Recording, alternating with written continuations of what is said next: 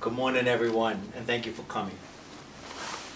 When I accepted this position a year ago, I said that my number one priority would be putting our children first. This continues to be my focus, doing whatever is necessary to make sure our children get the education they need to succeed. Education is the foundation on which we build the future. It is the key to opportunity and the ticket every child needs to pursue their dreams, meet their needs, and ultimately support their loved ones.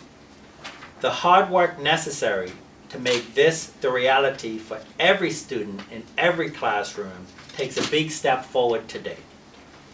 About a year ago, I started a consultation process to discuss the possibility of school reorganization and/or closures, using criteria that reflected the changing realities of Bermuda: declining birth rate, lower enrollment, disparity in cost per student, and challenges brought on by extreme national debt. Other criteria included the provision of quality programs, capacity and accessibility of schools, health and safety, transportation and maintenance concerns, and other optimal uses of school facilities. The consultation process yielded valuable feedback, which was carefully considered, but it became obvious that I needed more information to move the process towards decisions that were fact-based, sensible, and fair.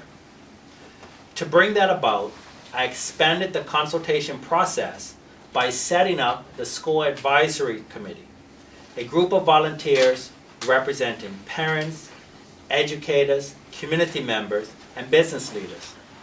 I asked them to review the state of our primary schools and identify ways to improve and expand our public education so that it serves our students going forward. The School Advisory Committee submitted its report, and in recent weeks we have presented the findings to education stakeholder groups. Today, I have asked you here as a first step to presenting the report to the wider public. First, I want to make a few remarks about the findings of the report. In doing so, I'm not going to mince words because they confirm my suspicion of major failings in a system that is meant to serve our children. School infrastructure, for one, is in terrible state. No child can get a good education in some of the terrible conditions detailed here. But you have my commitment and the commitment of this government that we will find the resources to address the crumbling infrastructure. There are threats to health and safety. Fixing them has to be our first priority, and we are taking steps to address items cited by the school committee. The issues involving mold, water leakage, and security are being addressed on an immediate basis. We are nowhere near having the competitive public education system we want for Bermuda. There are places that are making progress and even some shining examples of a job well done. But only some progress is not acceptable when we're talking about our children and the future we have the responsibility to help them build. There is something for everyone to dislike in the pages of this report. Beyond the items I've just touched on, the report outlines scenarios for possible school consolidations or closures and highlights other matters that need immediate attention. Working our way through these towards decisions that make sense for our kids and the system that serves them will be painful, but we have to do it. We have to right-size the system and do it in ways that ensures our children's needs are met. As for how we got here, I'm not interested in laying blame. I am interested in solutions and progress. The reason I initiated this process was to establish the broadest understanding of where we are and to have clarity on the options for positive action. This is why I made the process as open and transparent as possible, and why the focus going forward we'll continue to emphasize broad consultation with all stakeholders. With that in mind, it is vitally important that all stakeholders, parents, teachers, community leaders, consider the scenarios outlined in this report and share their views with me and ministry representatives at the consultation meetings, which will soon be held. This is something we all need to take on, whether you have children in school or not. The focus and commitment to education impacts all of us, shaping the life of the island, in the strength of our economy, in the expression of our culture, and in the life of our democracy. Making sure our children get the education they need is making sure the future is strong for all of us. Nelson Mandela said, education is the most powerful weapon you can use to change the world. I believe that, but I know it will take all of us working together to do it. Now let me change gears a bit and outline how the next phase of consultation will work. First, let me point out that the school committee has made presentations on data findings to the Board of Education, school principals and administrators, all union executive members, parents and PTA presidents and vice presidents, primary school union representatives, senior officers at the Department of Education, and my cabinet colleagues. I'd like to highlight some of the findings of the school report as presented to these key stakeholder groups during the past 2 weeks. These include the following. The condition of primary schools require many forms of upgrades for safety and health, accessibility, structural system improvements, as well as upgrades to support 21st century learning. There are inequities across primary schools with regards to special ed programming. Transportation and traffic considerations at the primary level vary from school to school and will impact different schools and their surrounding areas depending on reorganization and or closure decisions. Scenarios have been created based on a 40 square foot requirement per child.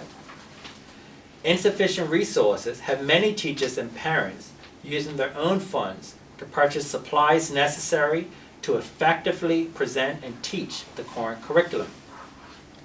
It is of utmost importance that all planning keep children and their education experience at the forefront. Parents and the public should know that I have already begun to personally visit every primary school along with the Acting Commissioner of Education and our facilities manager, using the health and safety concerns outlined in the report as a guide.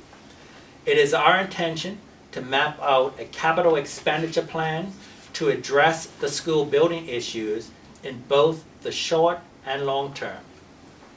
In the school report, the advisory committee also provided data-driven scenarios as to which schools could be considered feasible for reorganizations or school closure within the context of their research. The scenarios were presented by school zones as follows. Central Zone, Scenario 1, resolve overutilization at West Pembroke Primary School. Scenario 2, close Gilbert Institute and transition staff and students to Prospect Primary School. Scenario 3, close Prospect Primary School and transition staff and students to Victor Scott Primary School and Paget Primary School. Eastern Zone, Scenario 1A, close St. David's Primary School and transition staff and students to East End Primary School and St. George's Preparatory School. Scenario 1B, resolve overutilization at Harrington Sound Primary School and Francis Patton Primary School. Scenario 2, keep all schools open and resolve overutilization at Harrington Sound Primary School and Francis Patton Primary School. Western Zone, Scenario 1, resolve overutilization at Port Royal Primary School and Purvis Primary School by transitioning students to West End Primary School. Scenario 2, close Heron Bay Primary School and transition staff and students to West End Primary School. Scenario 3, resolve overutilization at Port Royal Primary School and Purvis Primary School and transition students to Paget Primary School. Scenario 4, maintain the status quo by keeping all schools open. Let me emphasize that the School Advisory Committee was mandated to collect and present data, not to make decisions. In this regard, they have offered these scenarios to engage, focus, and inform decision making. However, I encourage all parents and the general public to read the school report in detail, as the ministry is interested in solutions. It is important to note that at this point I am just sharing the data findings as promised. I have not made a decision on regarding school reorganizations or school closures. I am not wedded to these scenarios. I will be seeking feedback on them and other possible alternatives. Collaboration from all stakeholders is needed if we are to make this transformation a reality for the Bermuda public school system. The open consultation process starts today, February the 8th, and will continue for 4 weeks, ending on March 4th. There will be 3 public consultation meetings held in February. The time and location of the meetings will be announced later. The outcome of this entire process will determine the need and scope of any further possible consultation. Also, the ministry will open the same email address it used when it started this consultation process in February of last year, educationconsultation@moed.bm, to receive feedback about the report's findings and any other suggestions from all stakeholders and the general public. And let me just repeat that email address again, educationconsultation@moed.bm. In closing, let me say that the data findings detailed in the school report and any other feedback I receive from stakeholders will be used as a foundation to lay the building blocks necessary to move the public school system towards improving the quality for our students' educational experience. My priority will continue to be putting our children first. There's a lot of work ahead of us, but as we all know, change does not happen overnight. As such, we endeavor to start the building today so that in the long term, the public school system will be one that meets the needs of our children. Certainly, by all of us working together, we can change our education system to provide the quality education that our children deserve. Thank you. That the school registration has begun or is about to begin. Isn't it unfair to keep parents in waiting as to knowing which schools are going to be closed or consolidated, as the case might be? Well, Gary, not at all. First, no decision has been made, and operations do need to continue, and enrollment data is critical, even in our decision-making process, to understand what is our intake going to look like for this coming school year. So we do need that data for our process.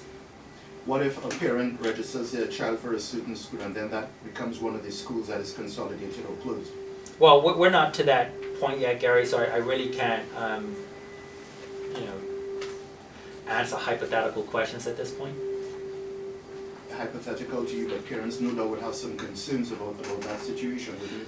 Yes, and I can appreciate parents' concerns, and we want the input of all of our stakeholders, our parents, so we really encourage everyone to be a part of this process because we're all in this together. Are you able to see which schools were highlighted by the school committee as in being worse condition than any others, or would require immediate attention? I think there are a lot of examples where we have to provide immediate attention, and we're doing that. Which schools can you see? Well, I think that it's issues such as mold and water leakage and things like that we're immediately addressing. Minister, we know what the issues are. We've been reporting on it for the last 3 or 4 weeks. Can you say which schools are worst affected or least affected? Yeah. Well, Gary, all of those items are outlined in the school report, and what we've actually been doing is using that list, going around to all of the schools and seeing what needs to be addressed immediately, what needs a medium-term and long-term plans, and we're addressing it appropriately. You still haven't answered the question, Minister. Are you able to say which schools are least or worst affected? I think all of that information is outlined in detail in the report, and I would encourage the public to look at that report. That report should be live on our website right now, www.moed.bm. The Ministry of Education, as many other ministries across government, suffered budget cuts in the 2014-2015 budget, 2015-2016 budget, sorry. Had those cuts not been implemented, do you think that the state of the public schools would have been better than they are now? I disagree with that. We've managed a lot of our budget reductions by early retirement, as an example. We're talking about, in a lot of cases, just capital plans that have to be put in place to address some of our aging infrastructure. Gary, our newest school is older than me, and I went 49 last week. Okay. On another note, is the announcement of the closure or consolidation of schools dependent on the outcome of the Department of Education versus Matthew? I wouldn't say it's dependent on that at all. I mean, we're going through this process. I think we've been very consistent with the consultation, looking to get information in the broadest possible ways from the public, and we're using that information to make informed decisions, and we have to continue to govern and manage our school system, and that's what we're doing. What is the fear that you have of naming which schools are least or worst affected? I don't have any fear. I mean, I commissioned this report. I want this to be available for all public. As a matter of fact, I haven't even had the final copy of this report for a month. I think that's a record of any government in releasing a report like this to the public. You mentioned to me that if we dusted off reports from the 80s and just put 2016 on them, that they would have the same results. Why was it necessary then to go through this entire process again? Well, that's a very interesting question, and we've had this many times in the past, Gary. We can go and look at examples of how things have not been addressed for years. I'm not interested in laying blame for this. My job as the minister is to put together a plan and to execute on it, and Bermuda should demand that of me, and you have my commitment, and the public has my commitment, that while I am in this post, we will do our best to ensure that this is addressed. It's time. A lot of things have been outstanding for years, Gary, and our children's future is at stake with some of this, and that is not something that I'm prepared to sit on my laurels and allow to happen. Sarah? Yes, thank you. Can you rule out that any schools will be closed this academic year? No, I cannot rule that out, but no decision has been made on that. Okay. And I guess to repeat Gary's question, I mean, do you think that's fair on parents, putting their children into a school where it's possible that it could be closing this year? When we started this consultation process last year, the initial criteria that I used back then was one school per zone. However, it became very clear that more information was needed, and we made a few decisions last year, rolling up some preschools into primary schools that worked well. We said that we wanted to get more information to make informed decisions, and that's why this report was put together. We will continue this consultation process, and we need to make decisions that are in the best interest of our system as a whole, and that's what I'm doing. Yeah. And the announcement was made that the Ministry of Education was charged with, was it 1 million savings? Yeah. Does that still stand in light of this report? So let me address that. Last year there was a budget item, a line item that said $1 million in savings from school reorganization. I made it clear last year that we found those savings in early retirements. I was also very clear that my opinion is if we're looking to do some changes in schools just to save a couple dollars, it would be a mistake. I still stand by that. We have to look at ways to provide better equity and provide children with the best programmings and resources that we have available across the board. And to achieve that, if we have to close and consolidate schools, that's something that we would have to very seriously consider. But it is not about saving a couple of dollars. Is there going to be any sweetener in the budget for the Ministry of Education in light of the report? Well, one of the things that I said here is that this government does recognize that we have work to do, and we're committed to finding the resources to do it. So we are in the process of putting together a capital expenditure plan. That's why the acting commissioner, facilities manager, and myself are personally going around to every facility. Once we have that in place, I will be looking to have that funded, and I'm fairly sure that we have the commitment to get that done. This government recognizes that this is important, and we are committed to making this happen. Just one quick question. Can you elaborate on what resolve overutilization actually means in the scenarios that are outlined? Yeah, let me give an example on that. So examples that were put in the report were based on a 40 square foot per child scenario. Now, what does that mean? And it means that in 21st century education, there's resource space, there's activity space that's required. If you're in a science class, as an example, you want to be able to do science projects. So I think that, I want to put right out there, the thought of having to rebuild our whole infrastructure is a 0% probability. That's not going to happen. And I think it's unrealistic to think of that. However, what we're doing is looking at other ways to accomplish this. Can we make space available to provide resource space that schools can rotate classrooms through? So there's other ways which we believe we can accomplish that, and we are working to find that out and put that plan in action.